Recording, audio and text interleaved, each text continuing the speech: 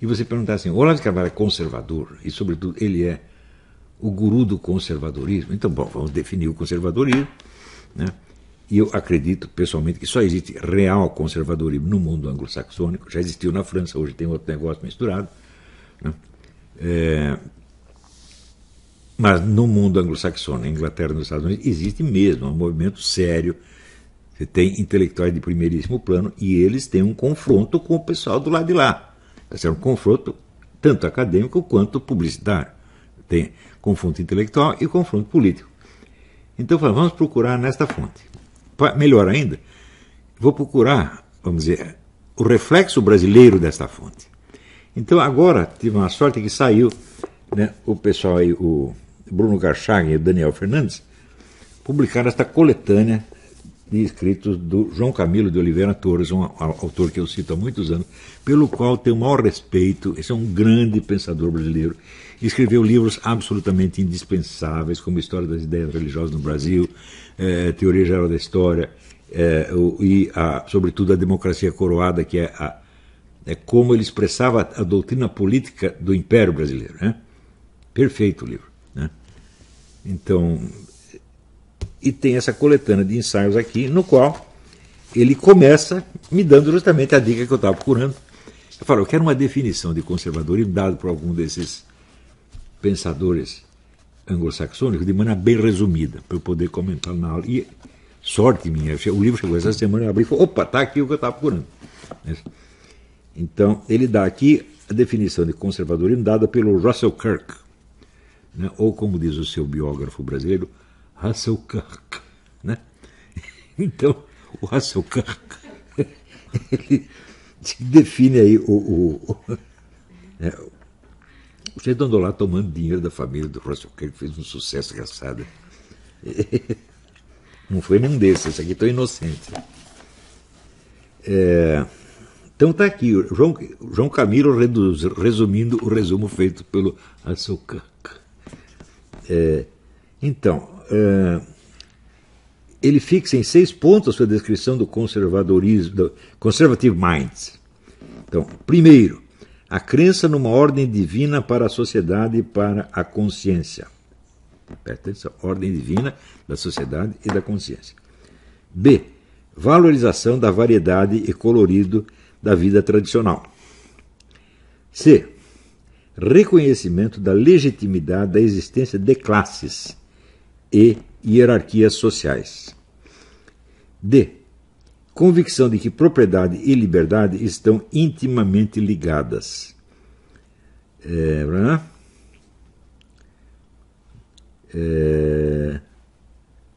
5. Tradicionalismo. 6. Distinção entre mudança e reforma, ou revolução e reforma. Então são esses 6 pontos. Vamos ver um por um. O que eu penso a respeito de algum deles? Porque se eu subscrevesse esses 6 pontos, aí seria um conservador no sentido estrito definido pelo Russell Kirk. Então, coisa que eu não acredito que eu sou. Aliás, o Russell Kirk é um autor muito interessante, foi muito importante, mas não esqueçamos que o Eric Voegelin o considerava apenas um menino, né?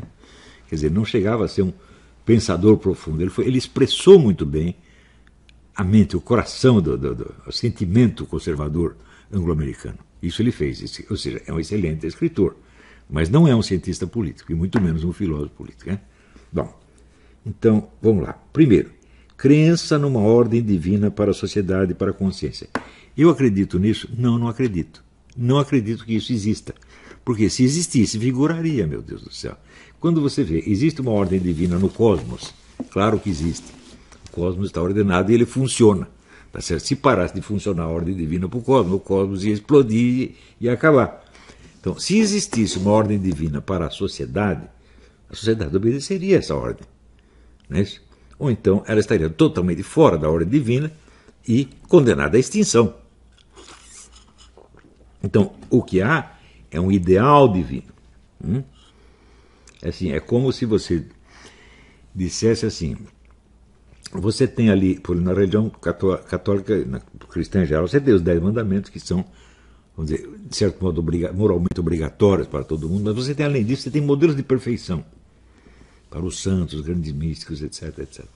Então eu diria que o que eles estão chamando de ordem divina aqui não é a ordem divina real, é um modelo de perfeição.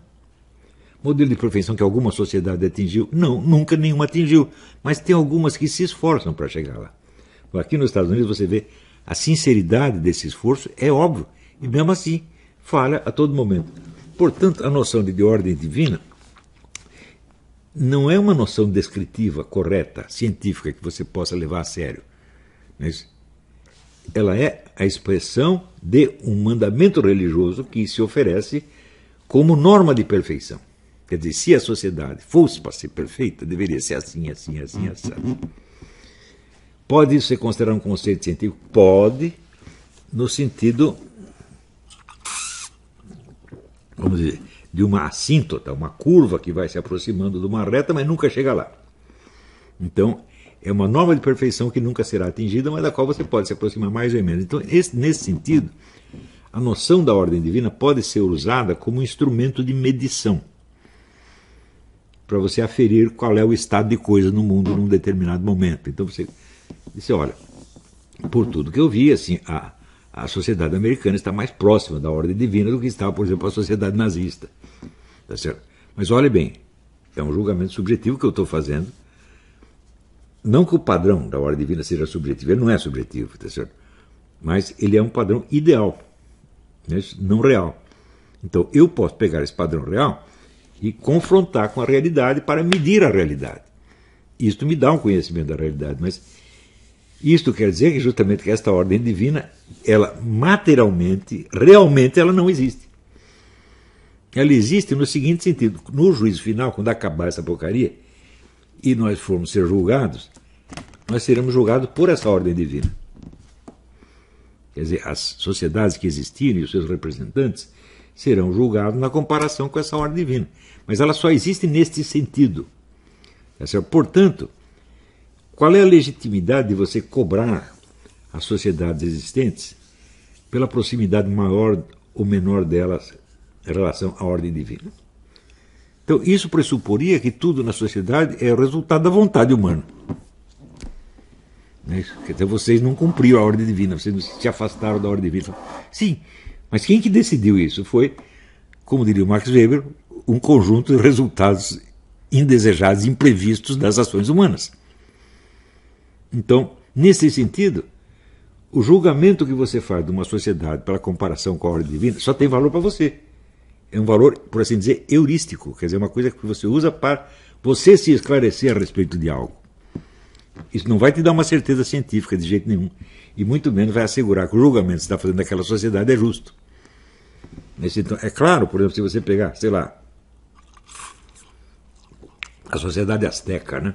Eu andei lá pelo México vendo aqueles altares onde faziam sacrifícios humanos, deitava o sujeito lá, abria o neguinho, jogava o coração, tirava o coração dele. Bom, não precisa fazer muito esforço para dizer, bom, isso aí não se aproxima da ordem divina, com certeza. Não é certo? Eu vi isso, fiquei horrorizado, e vi que tinha gente gostando, tinha gente achando maravilhoso, né?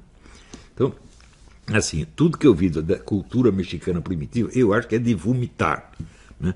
Se dependesse de mim, eu mandava derrubar tudo, falava, vamos apagar essa porcaria, assim como quando os caras me levaram lá em Olinda, né?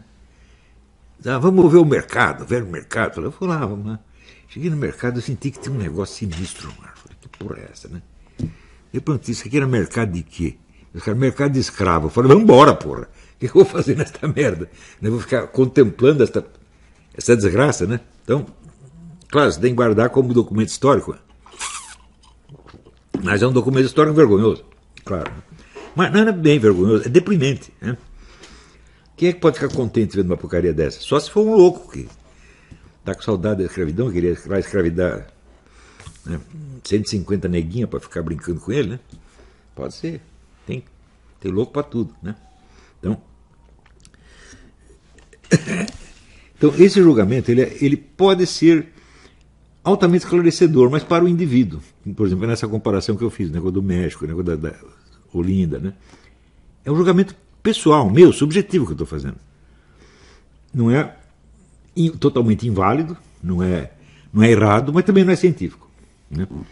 Filosoficamente tem algum valor relativo. Então, se o conservadorismo defende este princípio, eu não posso segui-lo nisso, porque isso para mim não é um princípio.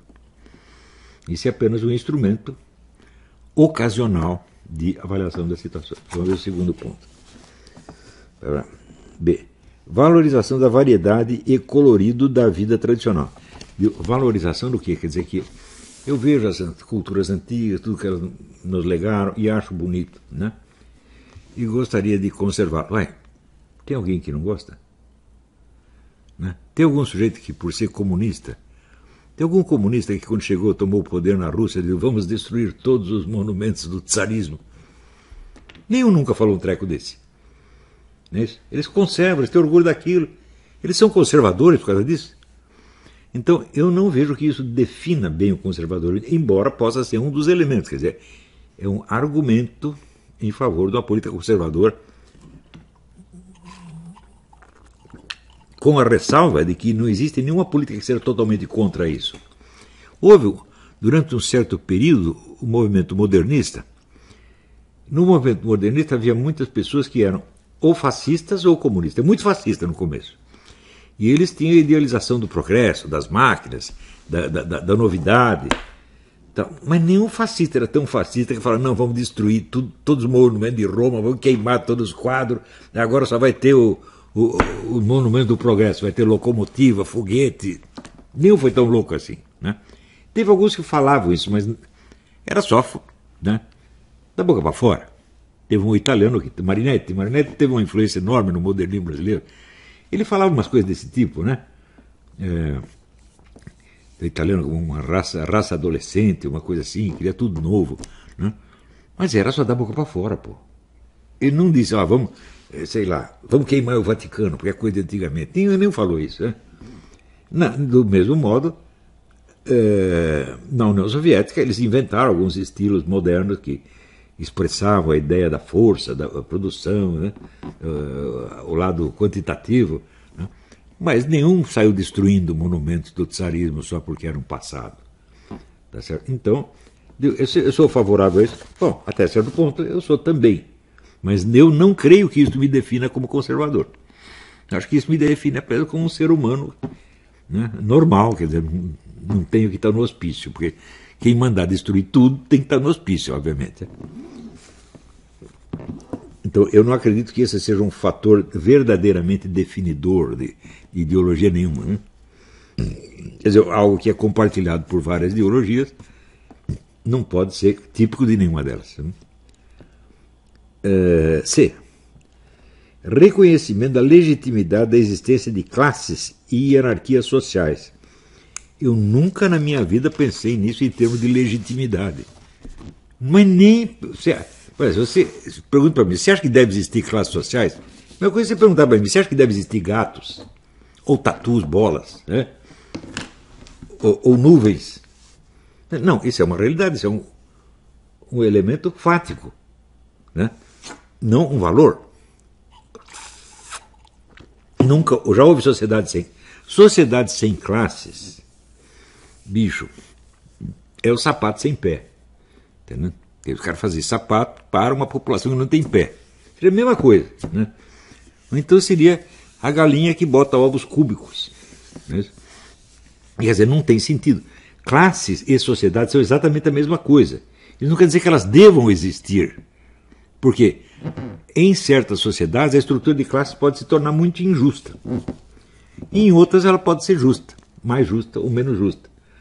Portanto, a existência de classes por si não é um critério nem de justiça e nem de injustiça. Precisa algo mais para definir essa coisa. Mais ainda, eu fiz aquele estudo sobre as castas. E as castas eu defini como tipos psicológicos. Quer dizer, no mesmo sentido que o Ortega y Gasset também... a nossa definição é diferente, mas é inspirada na mesma ideia. Não são classes sociais.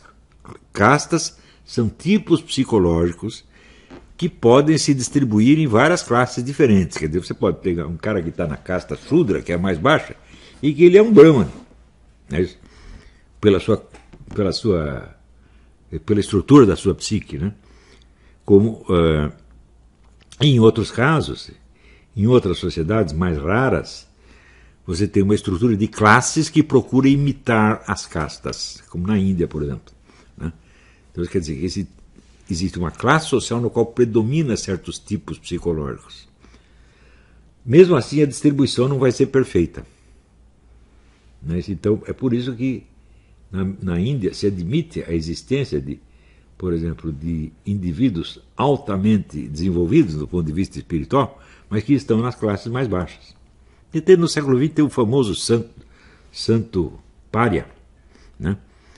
Todo mundo venerava o cara, mas ele não entrava no templo Brahmani, por uma questão de respeito. Ele diz, não, eu, pela minha casta, não posso entrar aí, embora possa dar lição para os caras. Entendeu? Então, você vê que mesmo na Índia, onde houve um certo esforço para equalizar a estrutura de classes com a das castas, não funcionou completamente. Né? Então, por isso você vê que o negócio das classes é muito complicado. Se você pegar no Brasil a classe dominante, né, só tem pária, só tem vigarista, porra. Quem é que não sabe? É tudo ladrão, porra. Né? Bandido é pária. Quer dizer, o pária é um nego que não pertence a classe nenhuma. Ele imita o comportamento das classes quando lhe interessa, né? Mas ele não acredita em nada daquilo. Então, por exemplo, o sujeito que for, vamos dizer, ele é um vaixha, quer dizer, ele é um comerciante, ele é um homem, né? A finalidade dele é produzir riqueza. Você acha que a classe dominante do Brasil é assim? Ela não produz riqueza nenhuma, meu Deus do céu. E não sabe. Você dá uma firma para eles administrarem, eles destroem a firma em 3 meses, como destruíram o Estado brasileiro. Ou seja, nem o instinto do lucro os desgraçados têm. Eles têm o instinto da perda, do prejuízo.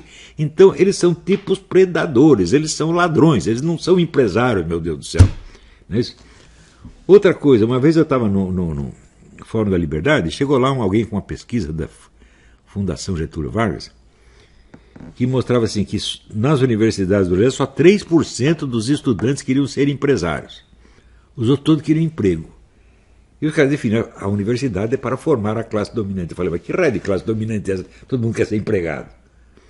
Tem algum treco errado aí. Então isso quer dizer que a estrutura de classe no Brasil é muito confusa. E as pessoas usam os nomes das classes para fins de propaganda política. É só vocabulário da propaganda ideológica. Não é ideologia, isso é propaganda ideológica. E aquele teste que o Meira Pena fez o estudante dele da Universidade de Brasília. Que classe social vocês pertencem? Ninguém sabia, porra. Quer dizer, os caras que dizem que são a camada mais esclarecida da população, quer dizer, os estudantes, traziam um país tudo analfabeto, mas nós que somos estudantes, nós estamos, né, highbrow, né? Esses não sabem a que classe social pertence. Então, você sabe o que é um cu? Você sabe onde tem um? Você tem certeza que está lá? Não tem. Tá certo? Então, o negócio é desesperador, gente. É desesperador. Quer dizer que, como é que cara que dá um palpite sobre a estrutura de classe não sabe qual é a classe social que eles pertencem? Não é isso? Então, é a mesma coisa que você ficar dando palpite sobre a técnica de jogar futebol e não sabe o que é uma bola. Você não consegue distinguir, né, uma bola de uma jaca. Né? Então, bom, vamos ver mais um aqui. Então, realmente eu não acho que a existência de classes sociais seja um valor que possa ser defendido ou atacado. Essa defesa da existência de classe é apenas um argumento antissocialista. Mas é um argumento antissocialista mesmo? Quando os socialistas falam de uma sociedade sem classe, eles acreditam nisso? É claro que não, porra. Isso não é sério, né? Isso é que nem o conto do Pirandello. Mas não é uma coisa séria. Né? Quer dizer, estão gozando da minha cara fazer a sociedade sem classe. Tá? Quem vai fazer a sociedade sem classe? Né? Tem que ser o cara que está na classe dominante, evidentemente. Né? Então, como é que vamos construir a sociedade sem classe se ninguém domina a porra da sociedade? Então, assim, é gozação, pô, é gozação. Né? Quando Karl Marx veio com essa conversa, tinha que dar meia dúzia de tapa e mandar embora. Cala a boca, burro. Né?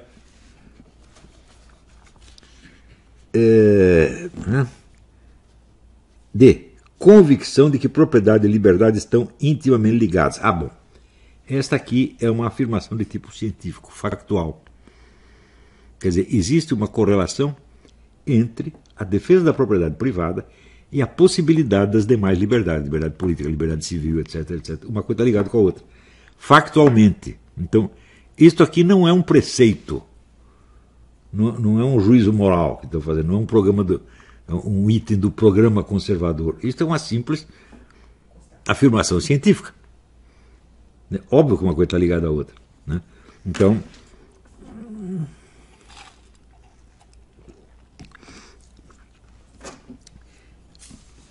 portanto, a garantia da propriedade é inerente à garantia da liberdade, porra.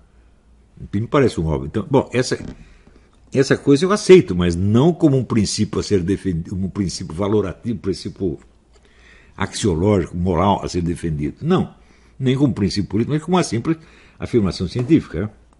Afirmação científica que a existência do socialismo jamais negou. Eles podem dizer que vão negar, mas e daí? Mas não vão negar, na verdade não vão. Não? Agora,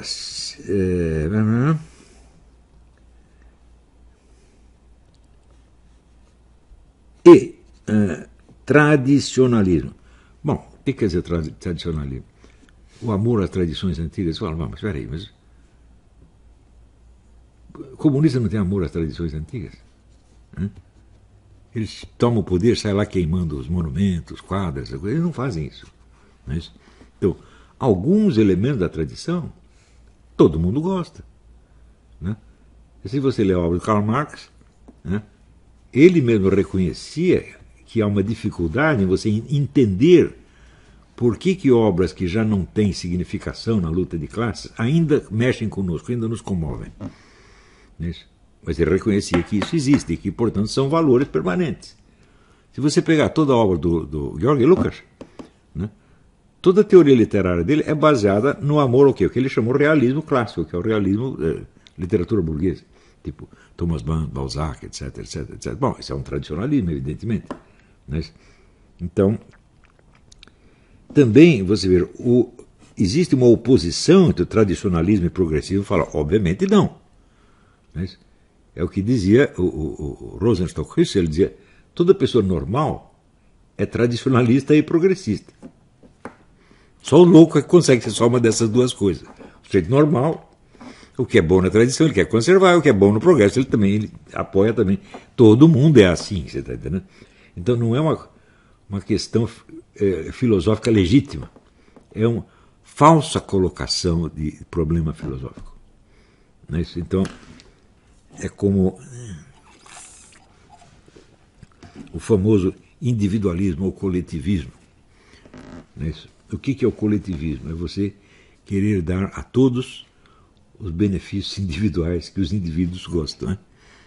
Então você está valorizando o individualismo. Você tanto está individualizando que você quer coletivizá-lo. Então, é claro que é uma colocação mal feita, é um desses antagonismos absurdos que serve para discussão no ginásio, mas que não é sério.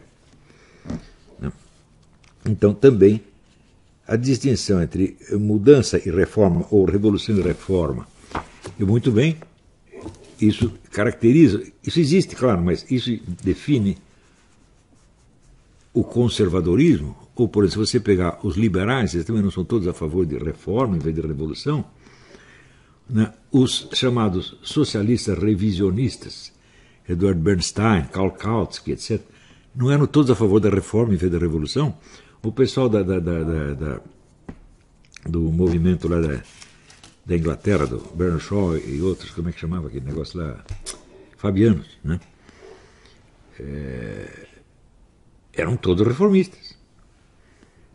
A favor da reforma e da revolução. Então quer dizer que os fabianos, os socialistas, o Karl Kautsky, etc., era tudo conservador. Fala, não, então isso não define o conservador. Então isso está mal colocado pelo Russell Kirk. Né? Isso quer dizer que ele pegou alguns estados de espírito que ele viu naquele meio que ele frequentava e ele expressou corretamente. Mas ele não examinou filosoficamente se essas questões podem ser formuladas nesses termos. E se formulando nesses termos, você está realmente descrevendo ou o movimento conservador existente, ou o que você acha que deveria existir. Está entendendo? Então, você carimbar o Olavo como conservador é uma coisa que, no máximo, tem um valor muito relativo, longínquo. Não é isso? Eu não pertenço a essa discussão. A discussão de como a sociedade deve ser, se tem um sujeito que não está lá, sou eu. O que não quer dizer que eu nunca tenho opiniões, de juízos de valor a respeito do que quer que seja. Sempre tenho muitos, mas é sobre pontos particulares, não sobre o conjunto da sociedade. Não é isso? Muito bem.